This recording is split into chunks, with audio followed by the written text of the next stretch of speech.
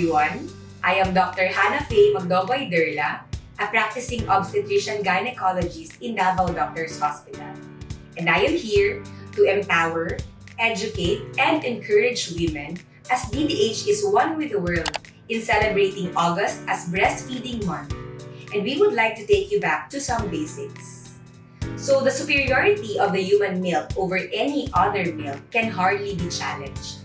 And over the years, it has become evident na ang breast milk ay ang pinaka-ideal, pinaka-safe, at pinaka-kumpletong pagkain para sa ating babies. It essentially meets all of their nutritional needs until approximately 6 months old when solid food is added to their diet. So being a mother-baby-friendly hospital, DDH practices immediate grooming in of babies with their mothers after we deliver them, except for those babies needing resuscitation or close monitoring. This practice is very important to make sure that the baby gets the colostrum or the first milk produced by the mother during the first 2 to 4 days of life. Ang colostrum ay ang golden yellow or deep yellow liquid produced by the mother. Ito ay sagana sa protina at immunoglobulins or antibodies that help your babies fight infection, lalo na ngayon that we are in a pandemic. With continuous stimulation, breastfeeding will follow the law of demand and supply.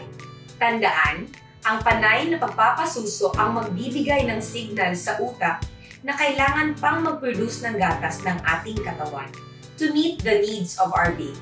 While it is a natural process, it is never easy or smooth, for many if not all. The technique o ang paraan ng pagpapasuso ay importanteng pagtuunan ng pansin dahil dito nakasalalay ang determinasyon ng nanay para magpasuso. There are 2 things to consider: position and proper latching. So a woman can breastfeed in many different positions, as seen here. Ang importante ay komportable kayo ng baby mo habang nagpapasuso. You will probably find a favorite position, but it's helpful to try different positions, especially if your baby or you are experiencing pain or discomfort. The next thing to consider is proper latching. Dito nagkakaproblema ang karamihan ng ating mga mommies. The key step in breastfeeding is when your baby properly latches onto your breast. This protects your nipple from pain or irritation. So how would you know that your baby latches well or latches properly? You will see in this picture that the upper and lower lip are wide open with the lower lip turned outward against the breast. You can also notice that the chin is touching the breast while the nose is close to the breast. Their cheeks are full, their tongue comes out of their lower lip during latch on, and stays below the areola during nursing. After feeding, your nipple looks full and normal rather than creased or compressed. So if you think that your baby latches poorly, you can gently insert your finger on one side of the mouth to release suction. And then you can start re-latching your baby for a better grip. And lastly, when your baby is feeding well, you can usually hear them swallow. So when do you feed? In general, it is better to feed your baby when they show signs of hunger rather than on a schedule. And this is known as feeding on cue or feeding per demand. This is also known as responsive feeding.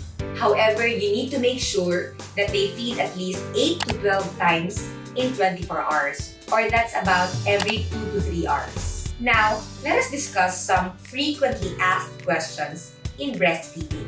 First, is it normal to have pain?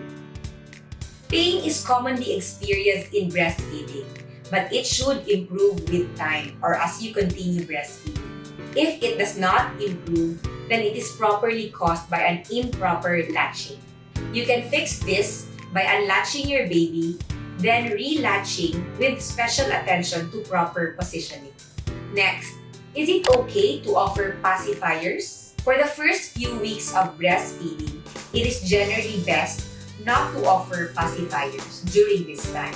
Avoiding pacifiers might help establish healthy breastfeeding patterns. So once your baby is breastfeeding comfortably and your milk supply is good, then you can offer pacifiers to put your baby to sleep.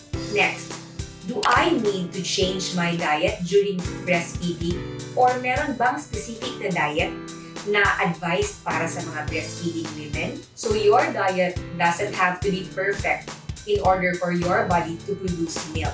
Try to eat healthy and make sure you get enough nutrients and calories, but don't worry too much. However, on a personal note, it is important to increase oral fluid intake as you can feel dehydrated and thirsty after long feeding patterns. So is it safe to take medications during breastfeeding? So most medications are safe during breastfeeding, but it would be best if you confirm or check with your healthcare provider before taking new medications or even supplements. Now, let's move on with more relevant questions. Can women with COVID-19 infection breastfeed? I would like to reinforce that women with COVID-19 can still breastfeed provided that they wear masks to reduce the risk of transmission. How about COVID-19 vaccination? Is it recommended for lactating women? According to the Philippine Obstetrical and Gynecologist Society Practice Bulletin, released last April 2021, COVID-19 vaccination is recommended among breastfeeding women. There is no need to avoid initiation or discontinue breastfeeding in these women.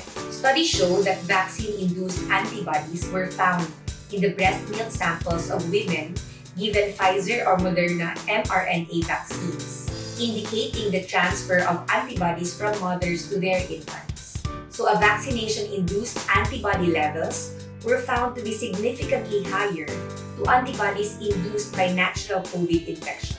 Now, regarding booster shots, can breastfeeding women receive booster shots? The recommendation is that lactating women receive a COVID-19 booster shot at least 3 months after completion of their initial series. So please do get your primary and booster doses now.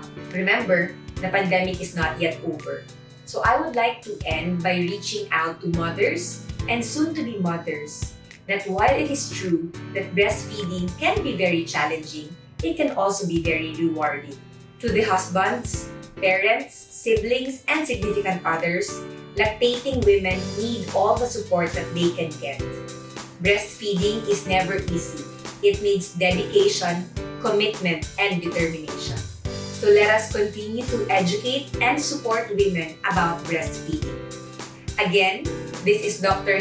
Faye Magdoboy-Derla, an obstetrician gynecologist and a breastfeeding advocate. Thank you and have a good day.